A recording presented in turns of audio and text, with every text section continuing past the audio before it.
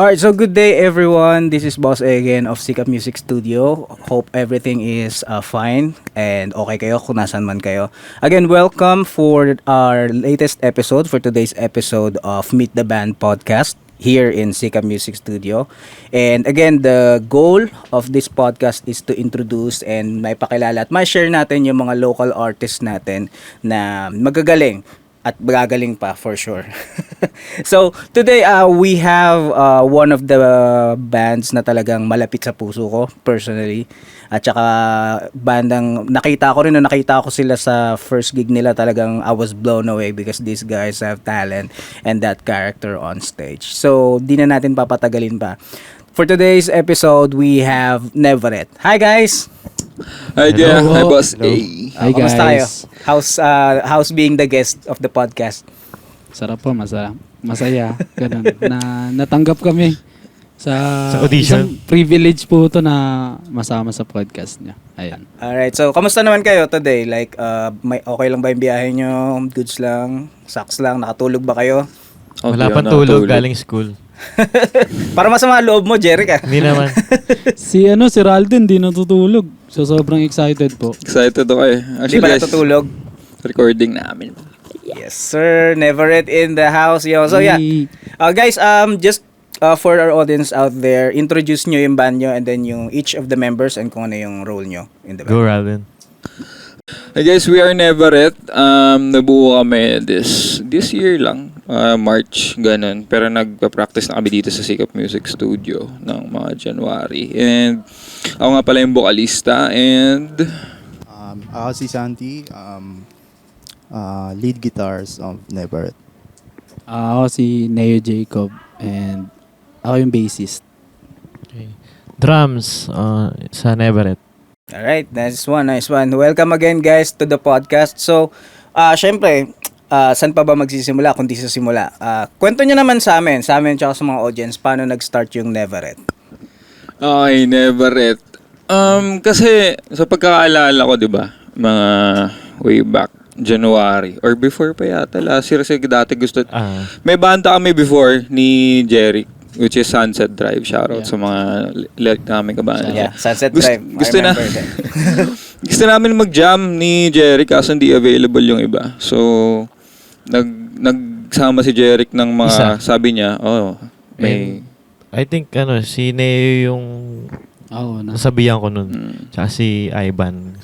So, si Ivan. Ayun. Tapos unang salang namin, 4 kami, wala pa si Sandy. Tapos, next na practice namin, sabi ni Neo, may isasama siya, lidista. So, na-meet na namin to si Sandy. Ayun. Tapos may backstory pa kasi yun eh. Parang kami naman ni Santi, parang matagal na kasi kami magkasama ni Santi sa church. And parang in-encourage kami na gumawa kami ng sariling band. Pero kasi kulang kami. Kami lang talaga ni Santi yung parang dedicated magbanda, ganun.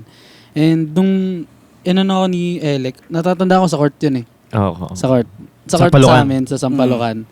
Nilapitan niya ako, sabi niya, buo tayo banda, ganyan. Like after ng basketball game ba to or sa tarang nagkataon lang? After ng basketball game yun.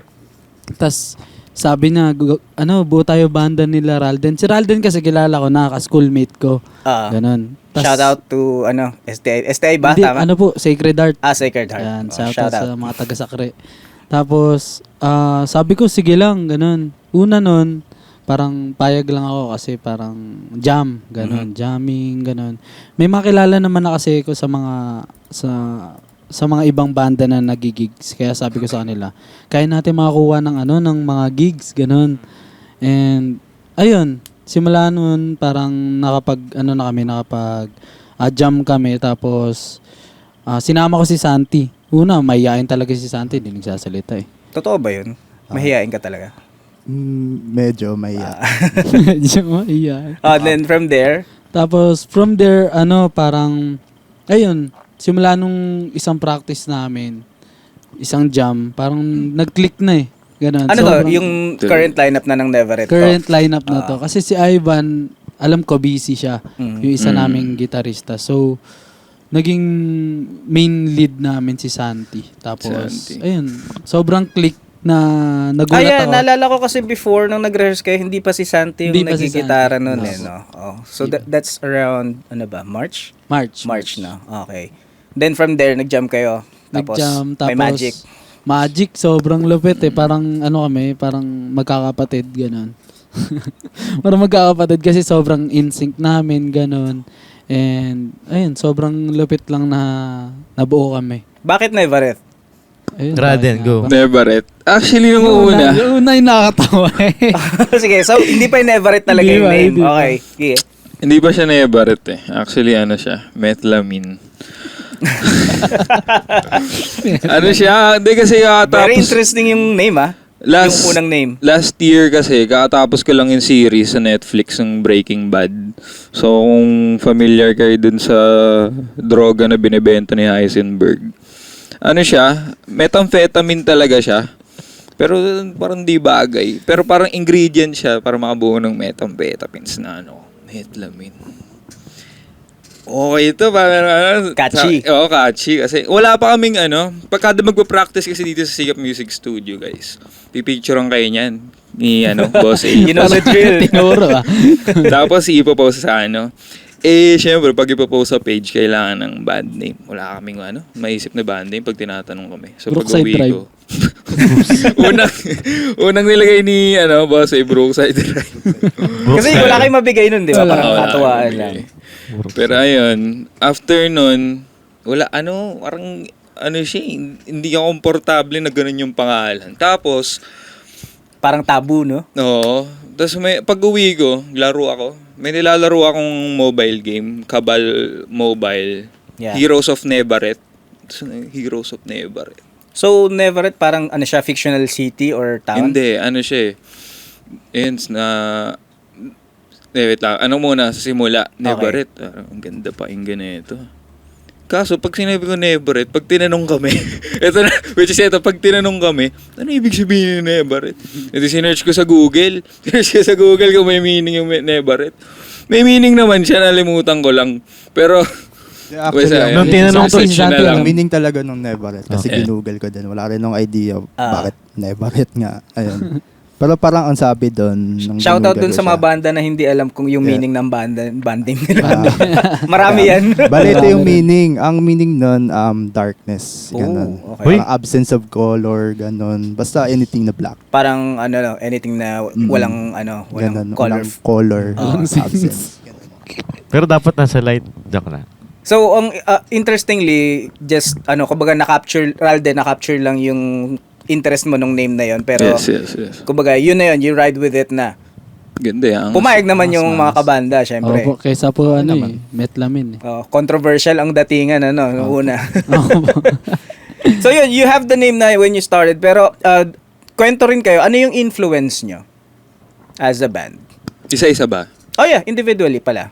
Sige, una ka, Jeric. Like Israel Newton. Influence? Mm. like Whether ano local ba? or international. International? I think mga... Hindi ko siya ma-explain eh. Ano ba?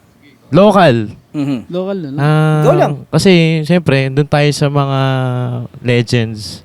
Like si Raymond Marasigan. Mhm. Drummer ng EEDS. And, ayun, parang nanonood kasi ako ng mga niya. Ng podcast niya rin. Ng, Off stage. off stage hang.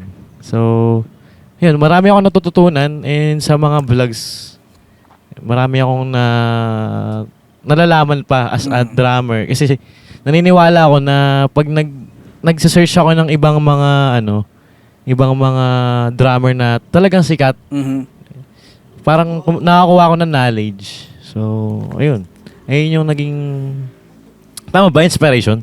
Inspiration, influence. yeah. Ikaw, about you, Neo? Ako naman sa international, Boy Pablo. Okay. Kung familiar kayo kay Boy Pablo. Kasi mahilig ako sa mga ganun, indie, tapos mga Daniel Caesar, mga ganun.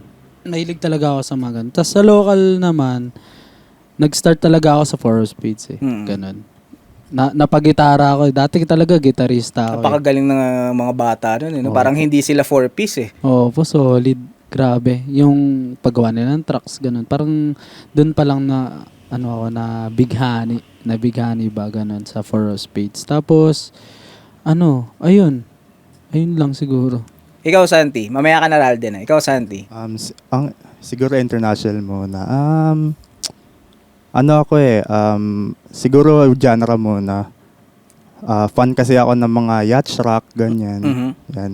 So, influence ko sila, Toto, ganyan. Right. And as a guitarist, then Steve Lukather, Steve no? Lukather. And kasi, parang ang pangarap ko talaga maging studio musician. So, yung mga gitarista like sila Steve Lukather, Dan Huff. Yung mga household name sa session, Yeah, no? sa session talaga. Same. Yan. Then, bukod kasi sa pagiging gitarista, ako keyboardist din kasi, kaya may influence din sa akin sila Greg Gaines, yung mga MD ni Michael Jackson. Yan. Yeah. And, ayun, sa local, siguro si Wally Gonzalez, yan. Kasi Yes. blues musician siya eh. Si rest Wally, in peace, Wally Wally. Gonzalez. Wally Bayola. Ayan. So, Iba yun, pre. Hindi si Wally Bayola. Iba yun. Hindi, Iba. Ayun yun sa akin. Okay. Ralden, you. Ako naman actually dati, nung bata pa lang ako, nakasanayan ko siya sa bahay. Kasi excuse me, every Sunday, di ba, parang family day siya. So tulog pa ako ng mga alas 8, alas 9. Pero yung tito ko nagpapatugtog na ang lakas. Parang mga una ko napapainggan doon dati, mga Shackle, Rizal Underground, sila Kevin Roy, ganun. Pero siya parang nagawa ko lang siya na medyo sound trip lang. Pero hindi siya yung papakinggan mo ng sarili mo. Pero pag narinig mo siya, parang sasabihin mo siya, ganun. So parang nahook ako dun sa ganung genre and sa ganung type of scene sa paligid. Pero habang lumalaki ako, Mike. and habang tumatanda ako, ang napapakinggan ko talaga sa internationally, more on pop punk, metal, mga ganun, more like Pierce the Veil, Sleeping with Sirens, Motionless in White. Pero bilang isang hindi ko kasi napipicture out yung sarili ko maging vocalista dati. So parang ang tataas ng boses ng mga napapakinggan ko. Pero I'll just ride with it na pakinggan at i-jam. Yun. Pero yun yung parang mirror ko siya na nung mas lumaki pa ako, na yun yung naging inspiration ko na umawak ng mic tsaka magkaroon ng confidence. Yun. So, express lang, ilabas mo yung sarili mo. Yun yung naging tingin ko and inspiration ko. Right. So, syempre yung may mga kanya-kanya tayong influence sa banda, kayo sa band. So, parang paano nyo pinagtatagpo yung influences na yon in your sound? Ayun siguro, dun napapasok yung simpatya mo sa isa't isa. Lalo na't nasa banda kami.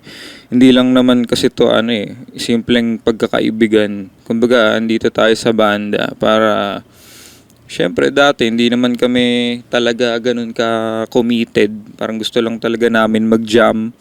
Pero na-balance out namin yung kanya-kanya naming genre through suggestions talaga. Kumbaga, syempre itatanong mo kung anong gusto nitong i-line up next gig, anong gusto nitong kantahin or gitarahin para sa next studio session namin. So ganun, pagkakasunduan lang naman talaga yan.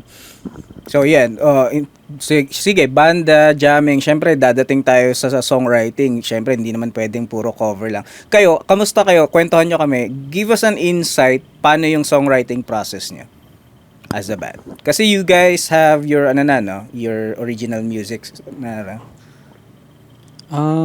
Originally talaga, kasi pag songwriting talaga si Ralden. Marami siyang mga lumang kanta niya, ganun. Tapos, ginagawa naman namin, nire-revise namin, ganun. Kunyari, yung mga, kung paano siya i-apply as a band, ganun. And, minsan naman, parang kanya-kanya Kunyari, ako kasi may mga sulat din ako. Parang, pinopulido ko lang, tapos lalagay namin sa band. Parang kami talaga ni Ralden yung more on sa ganong type ng pagsusulat, ganun. Tapos, sila naman, si Elec tsaka si Santi, sila yung mga naglalagay-lagay talaga ng Ayun, mga suggestions. So parang may ano kayo, parang may mga job description kayo sa ano, pag halimbawa umupo kayo to write a song na ito yung gagawin natin, ito yung role mo, most probably. Kumbaga hindi naman sinasadya, nagkakaroon na parang ganun yung datingan na ito yung usually part mo when we write songs. Actually parang wala siyang ganyan eh. Kasi pag nandito na kami sa studio, tapos pinarinig ko sa kanila yung kanta ko na sana try natin to, ganun. Sa Messenger. Ayun. Minsan sa Messenger. Eh di, paparinig ko sa kanila. Ngayon, dito po pasok si Santi. Parang siya yung bumibaby sa amin na siya yung titipa ng chords na kung ano yung mas magandang pasok na chords doon. Kasi sa acoustic lang talaga ako sa bahay dati nung gumagawa ako ng kanta. Wala pa akong electric. So lahat ng chords doon acoustic. Tsaka di ako marunong talaga ng mga pang electric guitar chords kasi ngayon lang ako nagka-gitara. So pag-arrangement na, Santi talaga. And then, bagsak-bagsak na lang kami ng mga ideas namin para mas mapaganda pa yung kanta. Pero overall, pag in-arrange na yung kanta, Santi. Kumbaga nabubuo na yung kanta, pero iba pa rin yung nag-i-evolve yung kanta along the way. Lalo na pag pina-perform ng live. I don't know if you guys would agree. Sobra, Diba? Sobra po. Unconsciously, hindi mo na mamalayan na yung kinakanta mo sa kwarto, parang nag-iiba na pag nadadala ka na rin syempre ng emosyon tsaka sa Tama. paligid. Doon papasok yung yung expressiveness din nyo individually as an artist and syempre as a band, di ba? Parang may mga time na, uy, okay yung ginawa mo din, let's keep it. Then sa next gig, ganun na siya. Next gig, may bago na naman, may feels na ginawa kunwari si Jeric. Dude, that's okay. May mga ganun instance na ba? Sa inyo? Meron. Meron po. Marami. Ang dami. Lalo na po kay Santi. Kunyari, sobrang angas na solo niya. Si Santi po kasi sa kanta, saka original namin mga songs, nag-explore po talaga siya kada jam namin, kada gigs namin, ganyan. Iba-iba yung solo niya. Tapos, doon na po pumasok na parang yung nasa serendipity kami. Sobrang angas ng solo mo na. Yun na yung gawin mo palagi. Ganun sinasabi ko.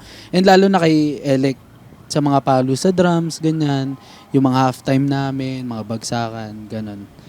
Parang ibang-iba siya pag pinractice namin. Yun yung masarap, no? Yung Na-execute ng maayos. na-execute. Tapos yung mga spontaneous lang na, uy, ba't anong ginawa mo?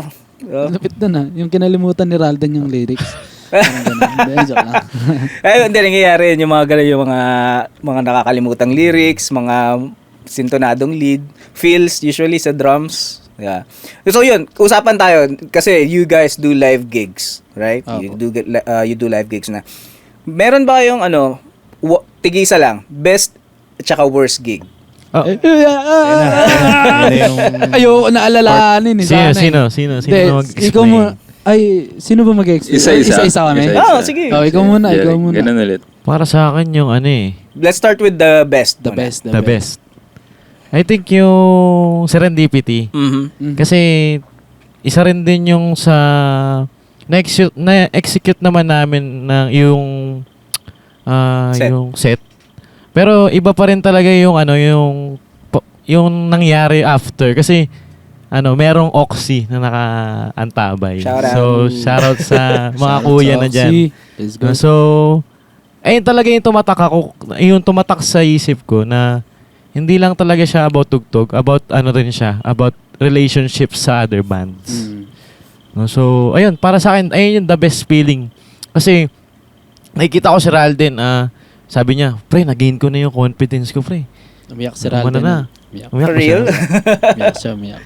Pre, kayang-kaya na to, pre, kahit saan. So, yun, praise ko agad siya dun. Kinompliment ko siya, okay yan, pre, go. Kaya, carry pa yan. So, ayun lang, sa the best mo. Yung worst. Yung worst. Yung worst, Millennia. Millennia? Oh, sige. Why? Bakit? What happened? Kasi yung last. Kasi kami pinaka-last. Oy, last band. So, nadismaya ako lang konti kasi wala na, halos nanonood. Waiter. Ganun. So, naglilinis na sila. Yeah. It happens.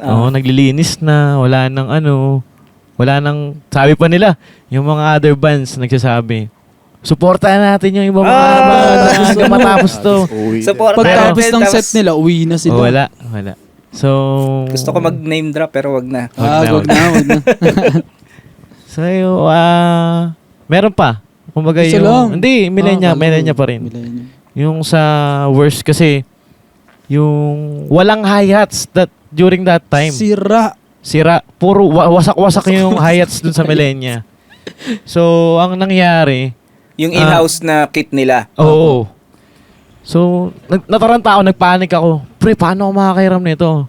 So, kinapalang ko na lang yung mukha ko. Nanghiram ako dun ng hi-hats dun sa... Kakatapos. kakatapos lang na Tapos pauwi na rin. USB Uwi na sana ata sila eh. kaso iniram namin yung USB Hats band. Wednesday. Shoutout sa USB band. USB Thank you band. po. Yeah, shout out. Ayun. Shout out USB band. So, si Kuyang drummer, and ayun yun, lifesaver din. Kasi kung wala yun, si Kuya.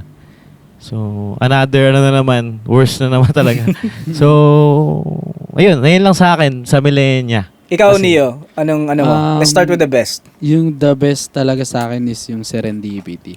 Mhm. Sobrang solid nun na The parang- same set the to. same Ah. set. Yeah. Sobrang solid nun kasi parang parang yung week na yun ata yung pinakamadami nating gig ata.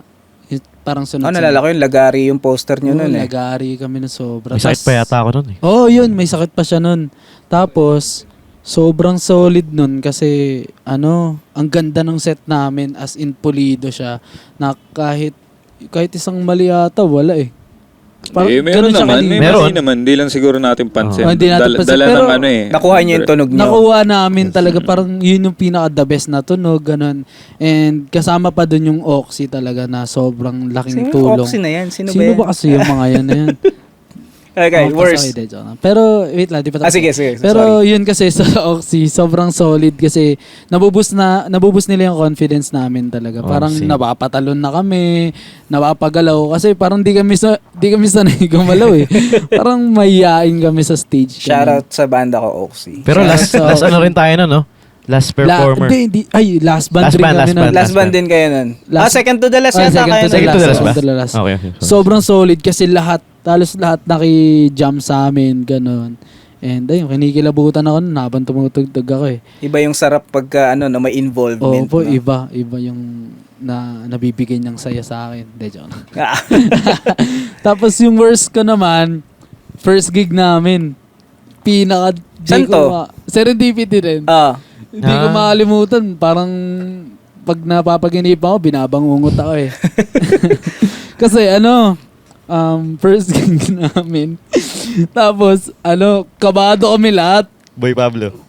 Tapos yung set namin, Boy Pablo, Barbara. Good luck talaga. Parang yun eh, parang papalit-palit kami ng kanta kasi walang super fit sa amin. Parang hinahanap pa namin yung compatible na song talaga para sa amin na sa band. Tapos yun, parang yun na lang, sige, ito na lang yung parang choice natin eh. Wala na eh, malapit na yung gig. Tapos yun, maganda naman siya, pero hindi bagay. Tapos tawa ng tawa. So yun yung worst mo? Yung worst siya, tapos may mga tumatawang banda sa amin. Una ka lang, angas eh. Uy, ang angas na itong banda to, bago ah. Bagong banda, angas, ang gaganda ng gamit. Oh. Tapos pag na stage, may Barbara. Maganda na may Barbara na kanta, pero parang hindi kasi siya bagay. Hindi yung expectation mo na. Hindi expectation Yung namin. execution lang natin yung nagkaroon. Ayun yung pag-execute. Wala si tayong tracks. Tapos parang parang nightmare siya sa akin. Pero, parang lang siya sa akin, blessing kasi parang mas lalo kami nag-improve. Baga learning point. Learning points, sobrang laki. Ikaw, Santi, ano yung mo? Let's start with your best. Best set siguro para sa akin is yung yun din Serendipity din. Highlight talaga, no? Yeah, highlight siya Highlight kasi siya, may mga band behind our performance kasi. And I feel parang hindi ako na-intimidate while performing. And ayun din, parang gusto ko lang din magtegi sa Oxy na because of their support. Yun, shout out. And thank you sa parang na-boost din yung confidence while performing. So ayun yung pinakamagandang, parang the best para sa akin. So worst, doon din, serendipity. Yung time kasi na yon, parang... Is this the same first gig? Yes, first gig din. Ah. First gig din. Tapos kasi parang iniisip ko, pagkakantayin namin yung gantong klaseng song, tapos yung vocalista namin, syempre, maangas yung vocalista namin di ba? Parang gangster. So parang nasa isip ko. Gangster? Parang iniisip ko, parang peking rockstar to, tapos kakantayin mo ay Barbara, ang bihira. So, Poser eh. habang nag-usap ako, With all the shades and the loose, loose tapos sleeves. kantaan mo yung parang yung pang-iiling na Kasi, yun. Tapos, Hey Barbara, falsetto no? yes, falsetto. Hindi siya rock na And ayun, parang... Confusing tingnan, Ah, So, ayun, tapos... And yung time na yon, yung pin-hours talaga is parang pinagpawisan ako habang na-perform kasi parang na-pressure ako sa pag-set up, ganon. And ayun, parang doon din na-develop yung social anxiety pag perform noong time na yun kasi may mga bandang tumatawa, ganon. Well, yan sa amin, it gives us the motivation na mag-improve. Yes. Yan. Yeah. Ayun, yun naman. Ikaw, Ralden, best and worst. Best gig, gusto ko sabihin ng serendipity din. Actually, yun talaga para sa amin as a whole. Pero gusto ko siya sabihin yun as a whole para sa amin. Pero personally, ang best gig sa akin personal, is second gig namin sa City Boy Brew. Kasi Marikina to, no? Marikina. So yun nga, actually, spoiler, yung worst gig ko yung kagaya nila. So second gig namin itong best gig. Kasi naisip ko, alam ko yung weakness ko, nalaman ko agad yung weakness ko dahil doon sa first gig namin. And sabi ko, babawi ako. Gusto kong ipakita na hindi ganun. And ayoko nang hindi makatulog kasi halos di ako nakatulog nung first gig namin eh. Ayun, Parang birth pain yung first gig talaga, sobra. So, ayun, nung unang namin, kinakabahan pa rin ako. Andun pa rin siya eh. Hindi siya nawawala eh. Pero pagsampa namin lahat, lagi ko silang chine-check, okay ka na. Ganon. Sabi ko, ito na yun, sige, bahala na, ilalabas ko na. And then all throughout, para sa akin, dun ako lumabas eh. Dun ako nag-boom. Yung loob ko, yung confidence lang naman syempre hindi naman agad gagaling eh. Ang sinasabi ko lang, galit pre. ang sinasabi ko lang naman, doon na open yung confidence ko na okay lang pala. Okay lang na gumanto, okay lang na gumalaw. Okay Kumbaga, lang na yun yung naging turning point sa'yo as a okay frontman. lang. Okay lang gawin lahat ng gusto mo. Kumbaga, yun yung naging prinsipyo ko din eh, na tutugtog ako para express nung nararamdaman ko and para sa mga tao din. Yan, sobrang best gig siya sa akin personally. Kasi, and after nung set namin, na-praise din kami nung sa Lotus. Para sabi sa akin, nice set, huwag ka magsasawa tumugtog. So, parang siya sa akin, malaking impact siya sa akin na, kasi akala ko, hindi magugustuhan ng mga tao. Pero, ayun, nakakuha ako ng compliments. Masaya ako. And then, hindi lang halata, pero parang naluluha ako nun. Parang, sobrang saya ako talaga. Tapos pag uwi ko, diretso ako sa girlfriend ko, kay Irish. And doon na bumuhos yung luha ko na, sarap eh. Parang ganun. Kaya sabi ko sa kanya na dahil nailabas ko yung gusto kong ipakita at gusto kong ilabas sa mga tao. So yun yung best gig ko. And worst naman, kagaya ng nila. Yung birth pain nyo. Ay, hindi mo na kailangan explain. Siyempre, halo-halo na. First gig. Actually, kung titignan, parang okay kami lahat eh. Pero parang ako yung pinaka-virgin sa aming apat. Kasi itong dalawa, si Neo, Santi, tumutugtog sa church. Kumbaga, rin sila eh, medyo batak din sila na humarap sa tao, tsaka siyempre sa instruments, kanya-kanyang instruments. Jeric, may church din. Ako, gusto ko lang talaga kumanta. Gusto ko lang talaga mag-form ng banda. So, zero knowledge ako sa eksenang to. Zero knowledge ako sa mga dapat gawin, ipakita. Yun ba Kasi- yung yun yung first na live mo, live performance mo as vocalist? Hindi. Actually, Hindi naman. hindi naman. Kasi Sa mga may- prod, first time? Oh, first Okay. time. Ayun. Kasi late yung mga gigs namin dati, lang siya, Battle of the Bands. Kumbaga under school, nanonood yung mga teacher. So, hindi ako ganun kakabado. So, ayun. Worst gig siya kasi, yun nga, naghalo na yung kaba, pressure. Tsaka, yun nga, sa song choice naman, actually gusto ko naman yung mga kanta. No doubt naman. Yun. Kwento ko lang yung nag-slip up ko. Kasi, dun sa may key ako na abutin doon sa Hey Barbara na dapat yung sa una pala, Barbara. Nung inabot niya, hindi ko marinig yung sarili ko sa sa speakers. So ang nangyari, nag-flat note ako. Parang nasaktan yung ko, Shit. para wala na to. Tapos, yung isang banda na nandito sa harap namin. Sarap yun eh. Oo. Kasi before kami, sila. Ah. Di kami yung nanonood sa kanila. So ngayon, parang ganun nga yung gusto nila ipakita na supportahan kami kasi pinanood nila tayo, panoorin natin sila. So parang ganun. Nung nag-flat note ako, umalis sila. Nagsialisan sila. Pasok sila sa loob. Pero, sige, okay lang. Show must go on. So, ayun, pagkatapos ng set namin, pasok kami sa loob. So, may narinig ako. Ginagaya ako. Ginaya yung sleep up ko. So, parang mas na-down ako. Pero hindi ko naman siya tinekas more negative, pero mas babawi talaga yung nasa isip ko. So, yun po yung best and worst ko. It all happens talaga yung mga Sa pagbabanda, usually may ganyan talaga. Yung tinatawag na birth pains, no? Yung mga masakit siya nung time na yun, pero as you come along and you learn from it, tatawanan mo na lang din siya, So yun, thank you sa pag-share ng mga kwento na yun. I mean, nakaka-relate din kasi ako kasi when I was your age, guys, may mga ganyang rin ako, slip up sa live. And nakakatuwa na hindi lang pala ako yung nakaka-experience nun. Everyone does. Pero before we go, would you like to, sa mga audience natin, sa mga never saw your fan base is called, what is Nevasaurs. Nevasaurs.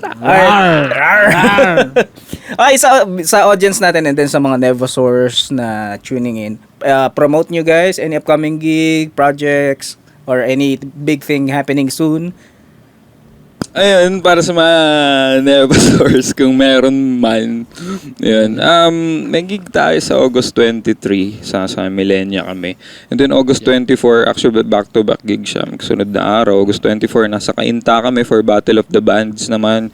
Sa August 24, siya, Taylor Swift rendition. So kakanta kami Taylor Swift. Try Pero lang natin. aregloy namin yun. Based sa genre namin. So, ayun, August 23, Millenia. And then, for September gig, sa Bangabang na lang kayo sa mga posters. And Music. Meron pa. Music! Eto na. Ayan na.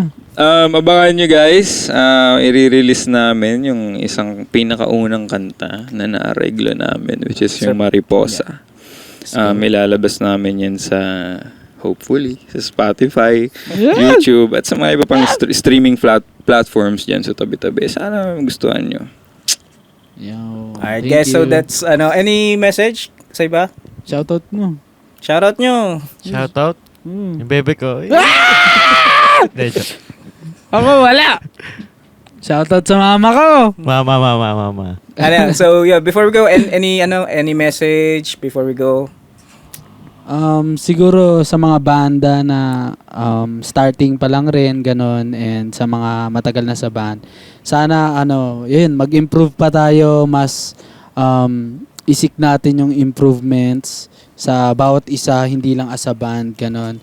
And ayun, i-prioritize niyo yung band nyo as a band, band.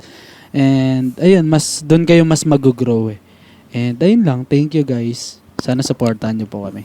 Thank you. And bago ang lahat, gusto ko pala magpasalamat muna kay Kuya Alex, kay Boss A, tsaka Boss sa A, thank you. Sikap Music Studio para sa pag-iimbita sa amin dito. Thank you, Boss Ayan. A. Alam namin hindi pa kami ganung kapulidong banda, pero naimbitahan kami sa ganitong Di ba? Ganitong ganap. So, sobrang thankful kami kay Boss A. At saka sa mga bagong kaibigan namin, mga kuya sa Oxy.